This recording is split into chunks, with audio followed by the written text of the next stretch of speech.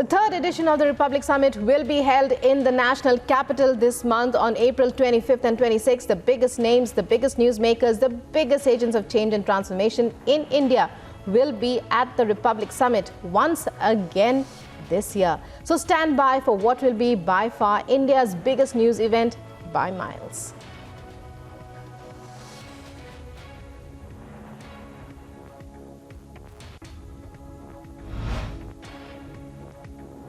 We are delighted to announce that our chief guest at this year's Republic Summit will be Prime Minister Narendra Modi. The Prime Minister is taking time out of his packed schedule to address us all on the theme Time of Transformation. So do join us at the biggest news event of the year.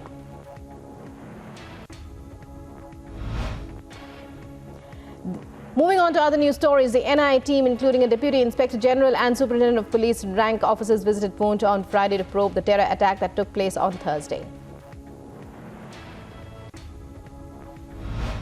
Following the terror attack on troops in Jammu and Kashmir's Poonch that claimed the lives of 5 soldiers the previous day, the Indian Army has launched a massive operation to hunt down a group of terrorists who they suspect are behind this attack. Following an ambush on an army truck in Poonch, demonstrations were seen nationwide, especially in Delhi. The BJP held a rally in the national capital to condemn the cowardly act. And CBI has asked former Jammu and Kashmir Governor SATYAPAL Malik to answer certain queries in connection with alleged insurance scam in the Union Territory. This is the second time in 7 months that Malik, who has served as the governor of various states, will be questioned by the CBI. The summons has been issued for April 27th and 28th. Escalating DMK files attack, the BJP released an unverified video purportedly of Tamil Nadu Finance Minister. In the audio, the minister seems to be allegedly saying that both Uday Stalin and Chief Minister M.K. Stalin and V. Sabarisan, the CM's son-in-law, have realized they have made more money in 1 year. The BJP has demanded a CBI probe into the DMK files now. In yet another duel to former Maharashtra Chief Minister Uddhav Thackeray, Pune district head and deputy district head, along with hundreds of workers who belong to his faction, have now joined Shinde's Shiv Sena.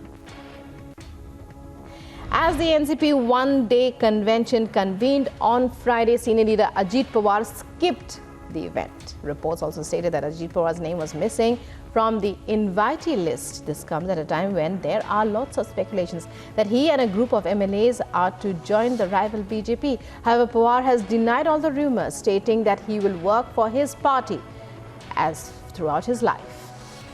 Senior NCP leader Ajit Pawar, in an interview with a local newspaper, Sakal, has once again praised Prime Minister Modi. As he says, the BJP expanded across the country on the basis of Narendra Modi's charisma.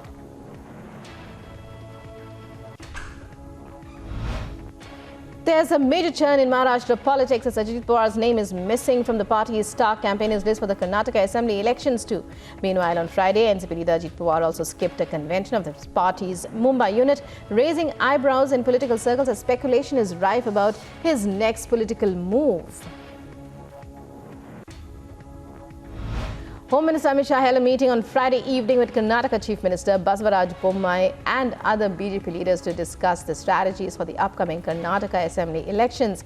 Amit Shah is on a 3-day visit to poll-bound Karnataka as the state gears up for a fierce political battle in the month of May. Union Home Minister Amit Shah's mega roadshow slated to take place in Devanahalli was cancelled due to rain and waterlogging. He is on a 3-day visit to Karnataka to take stock of the party's preparations for the upcoming polls in the state on the 10th of May. As heavy rains caused Amit Shah's roadshow to be cancelled, Union Home Minister Amit Shah expressed gratitude towards people for the immense preparations that they had made. He assured that he will visit the state soon for campaigning. While a man cleaning Prime Minister's cutout amid the heavy rains has caught everyone's eye, Union Home Minister Amit Shah shared a video of him wiping rainwater from cutouts of the Prime Minister, put up on the way to his proposed roadshow with a caption that read, "The unwavering trust in PM Narendra Modi ji and the selfless affection for him is what the BJP has earned. It is the source of the party's strength." BJP National President JP Nadda, who is in the poll-bound state of Karnataka to support Chief Minister Basavaraj Bommai in filing his nomination, held a roadshow and public meeting in Bidar on Friday, along with a visit to the Ramakrishna Mutt in the town. Several were injured as a clash erupted between supporters of the BJP and the Janata Dal Secular, this is the JDS in Karnataka. In the aftermath, local shopkeepers alleged that JDS workers stabbed BJP workers with broken bottles and knives, and a case has now been registered at Tumkur Rural Police Station in this regard. The BJP's Shobha Karandlaje has approached the Election Commission seeking a ban on Atik fan Neta IMRAN PRATAPGARHI from campaigning for the Congress in Karnataka. This comes after Congress Neta's video of paying an ode to the mafia don went viral. And BJP MP Shobha Karandlaje has approached the Election Commission seeking a disqualification of all Congress candidates. She alleged that the KPCC President and Congress Party have collected 25 crore rupees. The Election Commission on Friday upheld Karnataka Congress Chief D.K. Shiv Kumar's nomination from the Kanakapura Assembly constituency. With this development, seasoned BJP leader and Revenue Minister R. Ashoka will contest against the Congress heavyweight in the Kanakapura segment.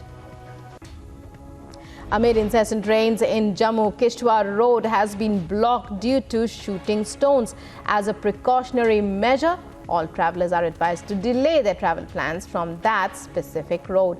Currently, BRO and the district administration are working together to clear the debris, while commuters are requested to cooperate and avoid using this route. A scuffle broke out between villagers and excise department team in Bihar, in which dozens of women and children were injured. The department team had received information of an illegal consignment of liquor in Kolasi area. The team went to inspect, but the situation went out of hand as angry villagers started to attack them. The officers managed to flee from the situation with their lives. And a loaded truck smashed into a bus leading to fatal injuries on Friday. The death toll now stands at 5. Currently, rescue operations are underway. Chief Minister Yogi Adityanath has expressed grief at the loss of lives in the accident. Rajasthan Chief Minister Ashok Gehlot has once again taken a jab at Sachin Pilot after the latter's fit over the suicide of a man from the tribal community who alleged torture by a mantri.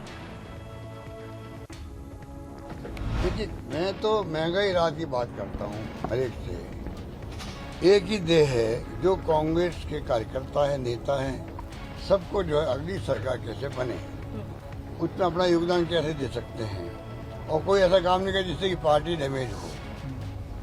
मेरा मानना खुद के बारे में कोई मान लो, कई बार कोई ऐसा कमेंट करते हैं, खुद को नुकसान हो, चिंता नहीं करनी चाहिए। खुद का नुकसान तो हाईकमान भरपाई कर देगी उनके कामों को देख करके। पर आप ऐसी बात बोल जाओ कि पूरी पार्टी डैमेज हो, पूरी भरपाई वो खुद भी नहीं कर सकते high command. NCP leader Jitendra Awad made a controversial comment on Hindu festivals, saying that it seems as if Ram Navami and Hanuman Jayanti are for riots, alleging the atmosphere of cities was never like this before. Supreme Court grants bail to 8 convicts in 2002 GODHRA train burning case with regard to giving a regard to the period of imprisonment that they have already undergone. Also, it refused to consider the bail application of 4 other convicts in view of their role. A second-year BTech student committed suicide at IIT Chennai campus, a native of Madhya Pradesh.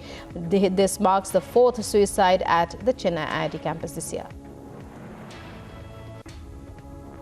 Maharashtra Minister of Industries Uday Samant meets Sharad Pawar amid the Adani Hindenburg row following Gautam Adani's visit to Pawar Silver Oak residence at Worli. Suspended lawyer with cases of cheating lodged against him opens fire at woman in the SAKET district court premises. The woman was taken to a hospital. Her condition is stable. Prime Minister chairs high-level meeting to review situation related to Indians in Sudan. Attendees included Ambassador to Sudan, Envoy to Egypt and Riyadh, Air Chief Marshal and Chief of Naval Staff. Fighting in Sudan continues as armed rival factions fail to comply with another 72-hour ceasefire negotiated by the UN. Experts say humanitarian situation is catastrophic. Sudan's army refuses to participate in any negotiation to resolve the ongoing violent conflict. The army's general reiterates he will accept nothing short of a surrender. At least 9 children dead, over 50 reported injured in Sudan as fighting continues for the 7th day, the UN Children's Fund said on Friday. Following bullying charges leveled against him, UK's Deputy Prime Minister Dominic resigns, he had promised to do so if the complaints were upheld. He has since been replaced by Conservative MP Oliver Dowden. NATO chief Jens Stoltenberg reaffirms NATO's position on seeing Ukraine as having a rightful place in the transatlantic Treaty Organization. He also made a surprise visit to Kiev where he meets the Ukrainian president. Kremlin spokesperson Dmitry Peskov says NATO was continuing on a course aimed at absorbing Ukraine and drawing it into the alliance. When a powerful blast shook a Russian city near the border of Ukraine, residents at first thought it was a Ukrainian attack, but the Russian military quickly acknowledged it was a bomb accidentally dropped by one of its own planes. Russia's Security Council held a meeting on Friday chaired by President Vladimir Putin to discuss prevention of crimes in the country's educational institutions.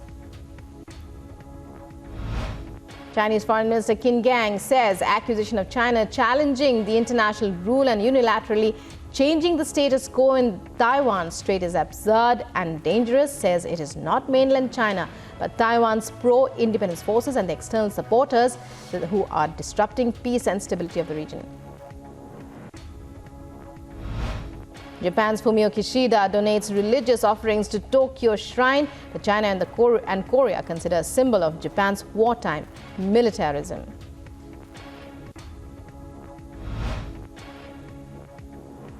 And in other news that we are tracking back home in India, Union Minister for Sports Anurag Thakur inaugurated Sansad Khel Spardha in Noida in Sector 21A Indoor Stadium. Event to unfold from today until the 24th of April.